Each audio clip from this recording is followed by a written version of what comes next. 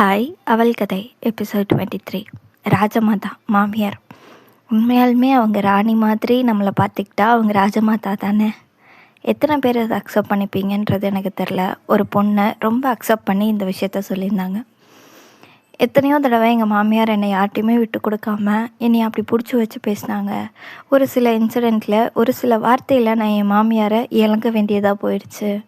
இன்றைக்கு வரைக்கும் எங்கள் மாமியார் மேலே எனக்கு இன்னொரு ஒப்பீனியன் வைக்கணும் அப்படின்னா மனசு கேட்கவே மாட்டேங்குது. இன்றைக்கி வரைக்கும் நான் எங்கேயுமே அவங்கள விட்டு கொடுக்காம தான் பேசுகிறேன். ஆனால் 1000 வாட்டி என்ன அவங்க விட்டு கொடுத்து பேசிட்டாங்க.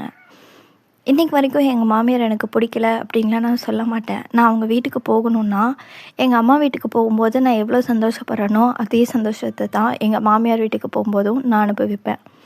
எனக்கு ரொம்ப பிடிக்கும் அவங்க வீட்டுக்கு போகும்போது. என்னை ரொம்ப பத்திரமா பார்த்துப்பாங்க, சாப்பிட வைப்பாங்க. நீ சாப்பிட, நான் குழந்தைங்கள பார்த்துக்கிறேன் அப்படி ஒரு வார்த்தை சொல்லுவாங்க.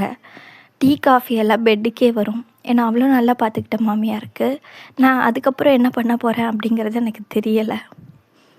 இன்றைக்கி அவங்க எங்கள் கூட இல்லாட்டியும் தள்ளி இருந்தாலும் என்னால் போய் அவங்கள பார்க்க முடியல, வைக்க முடியலன்னு வருத்தமாக தான் இருக்குது.